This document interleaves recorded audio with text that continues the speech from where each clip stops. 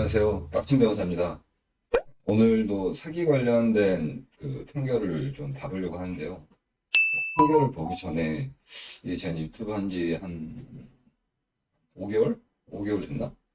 근데 이제 제가 최근에 한 사실인데 이게 유튜브 노출이 많이 되려면은 시청 지속 시간, 그러니까 제 영상을 길게 좀 봐줘야지 이게 노출이 많이 되는데 이게 아무래도 이제 법률 관련 내용이다 보니까 별로 그렇게 그 재미가 없잖아요. 그래서 스킵하고 짧게 짧게 보는 분들이 대부분인 것 같아요. 많이 길게 안 봐요. 근데 제가 이제 이 사기 관련해서 뭐 홈페이지 정리도 하고 사기 수법 정리도 하고 약간 이 사기 예방에 조금 도움이 되고자 하는 취지에서 이걸 하는 거기 때문에 좀 길게 봐주셔서 좀 제가 노출이 많이 되고 구독자가 좀 오를 수 있도록 좀 도와주세요, 좀. 예.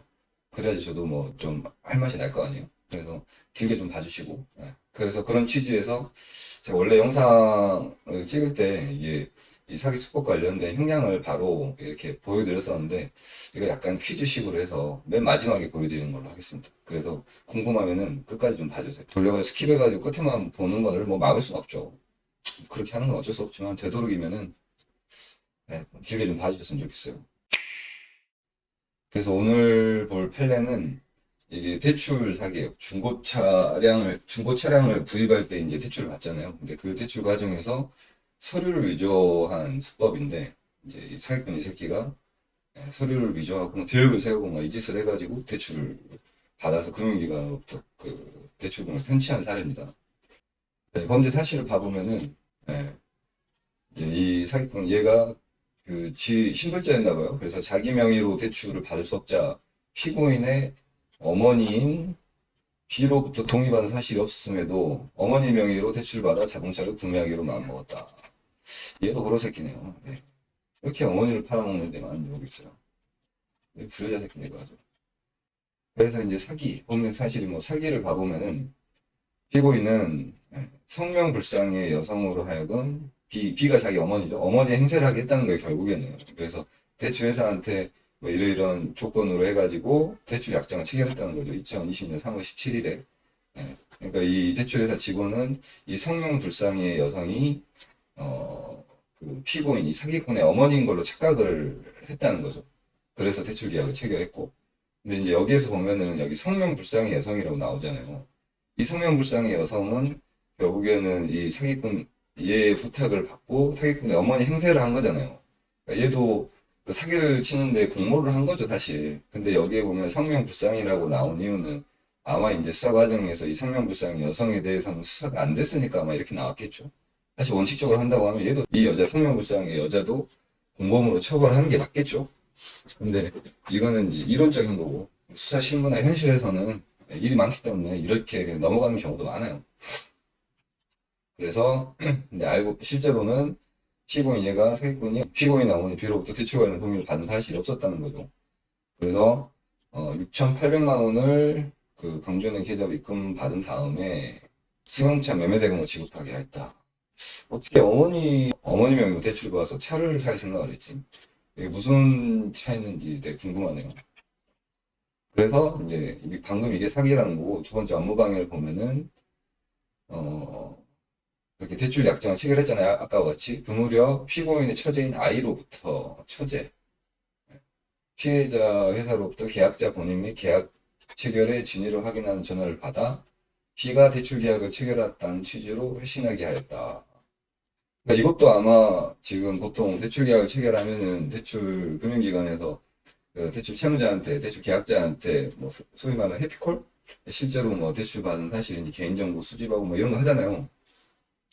그 과정에서 이제 그 사기꾼의 처제인 아이라는 사람한테 어머니 대역을 시킨 것 같아요, 보니까. 이 사람 처제 아이도 사실은 공모를 한 거죠.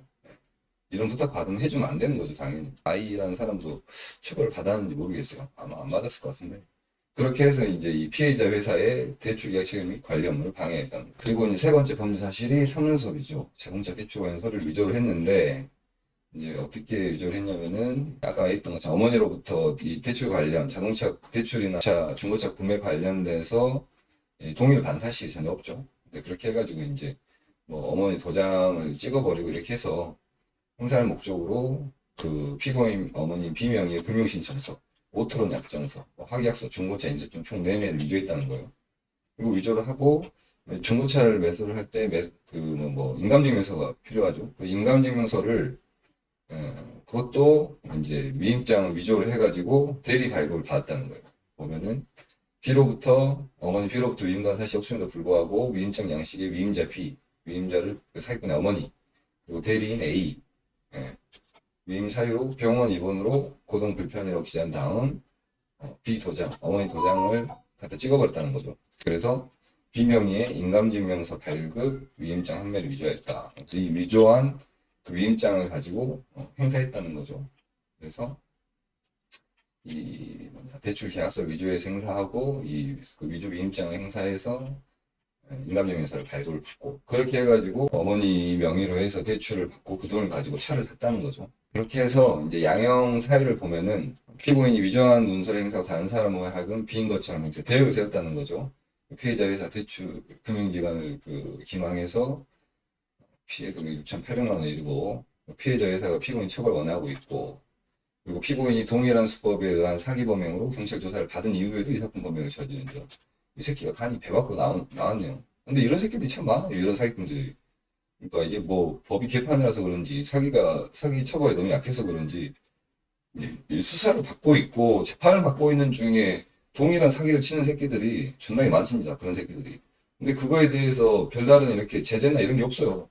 그런 걸 사실 법원이나 수사기관에서 확인을 해도 구속을 안 시켜요. 굉장히 쉽지가 않습니다. 그렇게 해도 구속이 되는데. 제가 지금 이런 유튜브 하면서 상당한 많은 사기 피해자들 같은 경우에 뻔히 지금 고소를 이미 진행해가지고 수사나 재판을 받고 있는 중에도 구속이 안 돼서 추가로 사기를 치는 놈들이 대부분이에요, 대부분. 이건 참 큰 문제죠, 그러니까. 그리고 이제 동종 범행으로 1회 징역형 집행유예 선고받은 이력이 있고, 이런 전과가 많다는 거예요, 그리고. 근데 이게 불리한 사정이고, 한편 피고인이 대출 약정 해지되기 전에 대출 약정에 따른 월 납부금을 지급해왔고, 대출 약정 해지된 후 차량 횟수요 공매 처분에 따라 매각 대금이 피해 금액이 충당되어 미회수 금액이 원금 2,500만 원 남게 되었으며 2022년 7월경 이후 일부 추가 변제 안정 보면 반성하고 있고 위조문서의 명의자이자 피고인의 모친인 B가 피고인의 선처를 탄원하고 있는 점. 이거 보면 참 가슴 아프죠. 가슴 아픈데 별말 아닌 것 같아도 사기꾼의 어머니는 그래도 이 사기친 새끼가 지 자식이라고 또 선처를 바라고 있다는 거죠. 왜냐면 이 사건 같은 경우에는 피해자가 금융기관이기 때문에 대출을 해준 캐피탈 회사에서 고소를 한 거니까 어머니가 고소를 한 게 아니고 참 이런 새끼도 아들이라고 호주에서 파버려야지 이런 새끼는.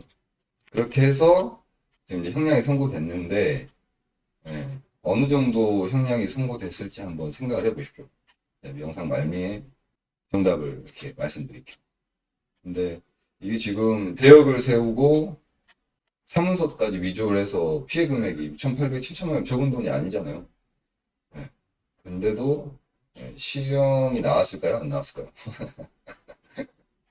이렇게다가 전과도 있어요. 동종 범행으로 집행유예 받은 선고받은 전과도 있어요. 당연히 실형이 선고되는 게 맞는 것 같죠. 사실 관계는 이렇고 그래서 이제 정답을 말씀드리면은 결과적으로 이 사기꾼 같은 경우는 징역 10월에 집행유예 2년, 사회봉사 80시간 이렇게 나왔어요. 예상과 다르게 집행유예가 나왔죠. 이만큼 처벌이 약하다는 거예요. 이렇게 하니까 계속 사기를 치는 거죠. 저는 그렇게 생각해요. 조금 더 강하게 처벌해서 사기를 치면은 돈을 한 푼도 못 건지게 해야 된다고 그렇게 생각을 해요. 그러면 사기를 못 치겠죠. 그런 사례들이 계속해서 누적이 되고 그러다 보면은 사기를 쳐도 돈이 안 되고 훨씬 더 페널티가 크다고 하면은 이제 크게 사기를 치려고 하거나 아니면 사기를 안 치려고 하거나 그렇게 생각하지 않을까 싶어요. 제가 사기꾼이 아니라서 사기꾼이 어떤 생각을 할지 정확히 모르겠는데 아마 제 상식으로는 그럴 것 같은 생각이 좀 드네요. 그래서 이거를 월급으로 계산해보면 한 680만 원 정도 돼요. 6,800에 징역 10월. 근데 집행유예 2년이니까 사실 정확한 계산은 아니긴 하지만 집행유예를 제외하고 계산해보면 680 정도 되는 거죠. 상당히 처벌이 약하다고 생각해요. 저는. 그래서 이 서류까지 위조를 하고 대역까지 세웠는데 그리고 이 사건에서는 아까 얘기했던 것처럼 공범이 둘이 있었죠. 대역을 했던 성명불상의 여자가 있었고 그리고 사기꾼의 처제라는 사람도 이 해피콜 전화를 받으면서 사기꾼의 어머니인 척 속인 거란 말이에요, 금융기관은. 그러니까 근데 그 두 사람이 실제로 처벌을 안 받았을 가능성이 커 보여요, 이건. 지금 판결 내용을 보면. 이런 사기 수법이 있다는 거고, 금융기관에서 이제 여기에 생각을 해보면은, 이게 진짜 문제인 게, 다른 사건에서도 대출이 너무 쉽게 이루어지는데, 뭐 이렇게 금융기관이 피해자인 경우도 있지만, 이 금융기관에서 실제로 본인 확인 절차가 좀 문제가 있다는 거예요. 계속해서 이런 일이 반복적으로 발생하고 사고가 터지는 거는. 그래서 실제 본인을 확인하는 절차나 프로세스가 조금 더 디테일하고 확실하게 좀 보완을 할 필요가 있어 보여요. 그 구체적인 내용까지는 잘 모르겠지만.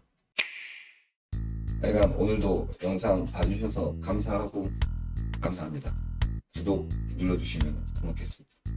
빨리 구독자 좀 늘리고 싶네요. 감사합니다.